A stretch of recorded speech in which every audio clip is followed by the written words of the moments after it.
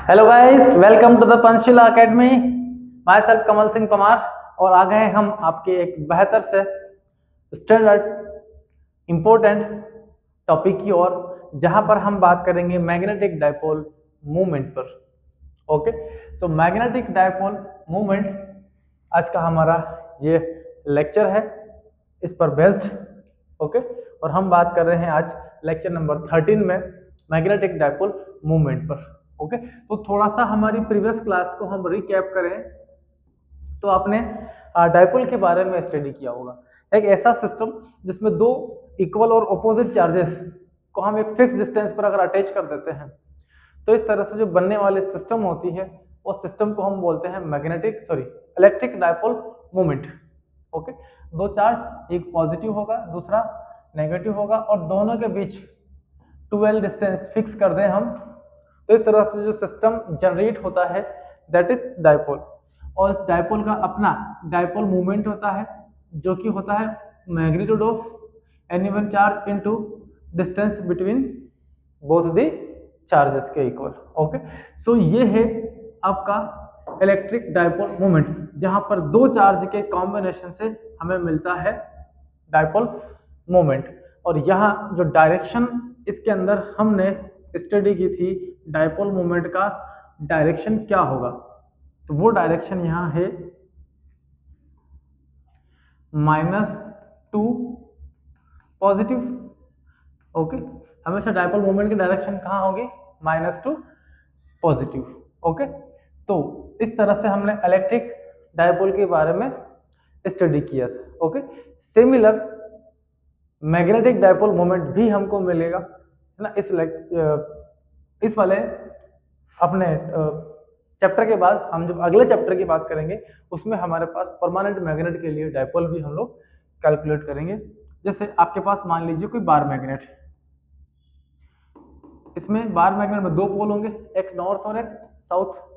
तो जिस तरह से यहाँ इलेक्ट्रिक फील्ड में पॉजिटिव चार्ज बिहेव करता है वैसे यहाँ मैग्नेटिज्म में ये नॉर्थ पोल बिहेव करेगा, और जैसे यहाँ नेगेटिव चार्ज होता है वैसा ही कौन है, ये साउथ पोल क्या करता है, बिहेव करता है। और इन दोनों के बीच का जो डिस्टेंस है वो यहाँ पर कितना होगा, 12 होगा। तो इस तरह से ये दो पोल है, इसकी पोल स्ट्रेंथ m है और इसकी भी पोल स्ट्रेंथ कितनी है, m है। तो इक्वल पोल स्ट्रेंथ वाले हैं ये दो पोल, और दोनों एक दूसरे से 12 की डिस्टेंस पर अटैच है। तो ये क्या बनाएंगे, ये भी बनाएंगे मैग्नेटिक डाइपोल। ओके, मैग्नेट के दो पोल वाला सिस्टम क्या होगा हमारा, मैग्नेटिक डाइपोल। इसका अपना मैग्नेटिक डाइपोल मूवमेंट होगा और उसको रिप्रेजेंट करेंगे हम लेटर m से। ओके, तो जिस तरह से यहाँ हमने p से डिनोट किया था इलेक्ट्रिक डाइपोल मूवमेंट को, वैसे ही मैग्नेटिक डाइपोल मूवमेंट के लिए हम यूज करेंगे लेटर m का। इलेक्ट्रिक डाइपोल चार्ज और डिस्टेंस के मल्टीप्लीकेशन के इक्वल है। यहाँ पर आपके पास दोनों में पोल स्ट्रेंथ है। ओके, तो किसी भी एक पोल स्ट्रेंथ का मैग्नीट्यूड और इन दोनों के बीच का परपेंडिकुलर डिस्टेंस, ये हमको गिवन करेगा मैग्नेटिक डाइपोल मूवमेंट। ओके, और यहाँ जो मैग्नेटिक डाइपोल मूवमेंट है, इस देखो यहाँ पर डायरेक्शन कितना था, माइनस से प्लस की तरफ, किसका, इलेक्ट्रिक डाइपोल मूवमेंट का डायरेक्शन। यहाँ भी माइनस कौन है, s, तो यहाँ जो डाइपोल मूवमेंट का डायरेक्शन होगा वो होगा हमारा s से p की तरफ।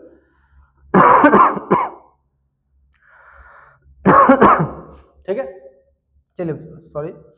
तो इस तरह से s से माइनस की तरफ आपका ये dipole moment magnetic dipole moment है, इसलिए इसको हम m से डिनोट करेंगे, p से नहीं। ओके, तो इसकी डायरेक्शन s से n की तरफ और इसकी डायरेक्शन माइनस से प्लस की तरफ। मींस टोटली अगर इसको आप माइनस की तरफ कंसीडर करते हैं तो दोनों के अंदर डाइपोल मोमेंट का डायरेक्शन माइनस से हमेशा किस तरफ होगा, प्लस की तरफ होता है। ओके बच्चों, ठीक है। अब आगे बात करते हैं, हम तो बात कर रहे हैं सर किस पर, मोशन ऑफ चार्ज पार्टिकल पर। ओके, और मोशन ऑफ चार्ज पार्टिकल क्या बनाता है, मैग्नेटिक फील्ड बनाता है। ओके, ये हमने स्टडी किया है। ये एक स्ट्रेट वायर है, अगर आप इसमें आई करंट फ्लो करवाएंगे तो ये क्या बनाएगा, अपनी मैग्नेटिक फील्ड बनाएगा इसके चारों तरफ इन सर्कल्स के फॉर्म में। थंब को करंट की डायरेक्शन में और फिंगर्स को हम कर्ल कर लेते हैं, तो ये क्या बना रहा है, मैग्नेटिक फील्ड बन रहा है। ठीक है, यहाँ मैग्नेटिक फील्ड जनरेट होती है। अब हम देखते हैं कि जो इस वायर को बेंड करके हम क्या बनाए, लूप। सो करंट लूप कैसा बनेगा, इस वायर को गोल घुमा ले तो इस तरह से हमारे पास एक करंट लूप मिलेगा। ओके, यहां मान लीजिए इसमें करंट ऐसे फ्लो हो रही है और यहां से करंट इस तरफ फ्लो होते हुए जा रही है। ओके, तो जो करंट लूप है ये अपने क्या बनाएगा, मैग्नेटिक फील्ड बनाएगा। ओके, तो मैग्नेटिक फील्ड कहाँ होगा, अगर करंट यहाँ पर ऐसे है तो अपनी फिंगर्स को आप करंट की डायरेक्शन में ऐसे कर लें। ओके, और यहाँ मैग्नेटिक फील्ड कैसा बनेगा, अंदर की तरफ। मीन्स अगर इसको हम यहाँ से ऐसे ले लें, जैसे हमारे पास मैग्नेटिक लूप कुछ इस तरह से। ओके, तो हमारी फिंगर को करंट कर्ल कर लो, किधर, करंट की डायरेक्शन में। जब आप फिंगर्स को करंट की डायरेक्शन में रखेंगे ये बताएगा मैग्नेटिक फील्ड किधर होगा, डाउनवर्ड डायरेक्शन में। तो यहां से मैग्नेटिक फील्ड लाइन चलती है और इस कॉइल से होते हुए ऐसे पास आउट होती है।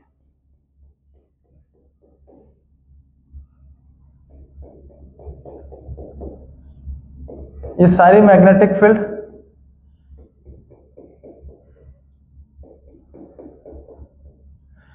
यहां से एंटर करती है और यहां से ये मैग्नेटिक फील्ड लाइंस आउटवर्ड निकल जाती है। यहाँ की करंट ऐसी है, ठीक है, ये करंट ऐसी है तो यहाँ फील्ड ऐसी। अब यहाँ जाते जाते ये करंट इस तरह से है तो यहाँ मैग्नेटिक फील्ड कैसी होगी, ठीक है, वो मैग्नेटिक फील्ड हमारी यहाँ पर ऐसी होगी। ओके, ये यहाँ पर सॉरी करंट आपकी सर्कल में चल रही है तो करंट ऐसे, ये मैग्नेटिक फील्ड कहाँ पर ऐसे, तो यहाँ से फील्ड लाइन एंटर करेगी और ऐसे निकल जाएगी। ठीक है, तो जहां से एंटर करती है वो साउथ पोल होता है और जहां से एग्जिट होता है उसे हम क्या कहते हैं, नॉर्थ पोल। तो देखिए जरा इसको, ये सेम कैसा बिहेवियर करती है, जो करंट लूप है behaves same as bar magnet. Okay, तो ये जो लूप बना यहाँ पर सेम ऐसे बिहेवियर कर रहा है जैसे कि ये खुद क्या बन गया हो, एक बार मैग्नेट बन गया हो। अगर इसी लूप को हम कुछ इस तरह से लें यहां पर कि ये आपकी मान लीजिए कॉइल है। ओके, ये करंट फ्लो हो रही, करंट यहां ऐसे फ्लो होते हुए ऐसे बाहर जा रही है, यहां से करंट आउटवर्ड जा रही है, ये सारे करंट यहां से एंटर करती है और इधर से आउटवर्ड बाहर आती है। ठीक है, तो करंट ऐसे होते हुए जा रही है। ओके, तो ये बार मैग्नेट कैसे हो गया। अब इस हमारी फिंगर को कहां कर्ल करना है अपने को, इन फील्ड ऑफ इलेक्ट्रिक करंट। तो थंब क्या बता रहा है, मैग्नेटिक फील्ड, मतलब आपकी मैग्नेटिक फील्ड लाइंस यहां से चलेगी अंदर और यहां से बाहर होगी कुछ इस तरह से। ओके, ये सेम कंडीशन हो गई जैसे आपके पास कोई बार मैग्नेट, ये आपके पास एक बार मैग्नेट है। ओके, ये यहां से फील्ड लाइन अंदर एंटर करती है और यहां से आउट। ओके, जैसे ये वाला पोल हो गया नॉर्थ, ये पोल हो गया साउथ, तो क्या होता है, नॉर्थ से मैग्नेटिक फील्ड लाइंस निकलती है और घूमते हुए कहाँ जाती है, साउथ, और साउथ से कहाँ जाती है, नॉर्थ की तरफ। यहां से फील्ड लाइन निकलती है और ये साउथ से वापस नॉर्थ की तरफ। तो मैग्नेट के अंदर डायरेक्शन इनका साउथ से नॉर्थ होता है और बाहर की तरफ डायरेक्शन इनका कैसा होता है, नॉर्थ से साउथ। तो जिस तरह से ये दो पोल हमारे बार मैग्नेट के पास है वैसा ही बिहेवियर कौन कर रहा है, हमारा ये करंट लूप, इसको सोलेनॉइड भी बोला जाता है।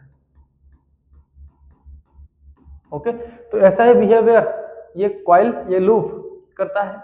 तो कैसा कंडीशन हो गया है, जैसे कि ये बार मैग्नेट है तो ये भी कैसा बिहेवियर कर रहा है, बार मैग्नेट है। लेकिन इन दोनों में बहुत सारी सिमिलरिटी है और थोड़ी क्या है, थोड़ा डिफरेंस भी इनके अंदर है। दोनों के अंदर डायपोल मोमेंट, इसका dipole moment m is equal to q into कितना है 12, इसका भी dipole moment m equal to q into 12। लेकिन इनमें एक डिफरेंस, अच्छा हाँ, ये तो हमारा मैग्नेटिक डायपोल मोमेंट हो गया, हम इलेक्ट्रिक मोमेंट से डिफरेंस निकालते हैं, p equal to q into 12। ठीक है, इनमें भी डिफरेंस है। यहां से आप मैग्नेटिक फील्ड को एडजस्ट कर सकते हैं, इसे मैग्नेटिक फील्ड एडजस्ट नहीं कर सकते, ये परमानेंट है, एक सब्सटेंस है। ओके, यहाँ की कंट्रोल हमारे हाथ में होती है। तो इलेक्ट्रिक डायपोल मोमेंट की बात करें तो चार्ज Q को हम सेपरेटली रख सकते हैं, एक पॉइंट चार्ज को हमने कहीं रखा। ओके, तो दो चार्ज जो प्लस और माइनस वाले कंबाइन हो रहे थे डायपोल बनाने के लिए, इनमें से इन दोनों को हम सेपरेट कर सकते हैं, ठीक है ना। लेकिन अगर आप बार मैग्नेट पर जाएंगे तो इसके दो पोल को कभी भी सेपरेट नहीं कर सकते। तो इलेक्ट्रिक डायपोल मोमेंट और मैग्नेटिक डायपोल मोमेंट के बीच में यही एकमात्र क्या होता है, डिफरेंस होता है। ओके, और जो डिफरेंस है वो डिफरेंस ये है, मोनोपोल इन मैग्नेटिज्म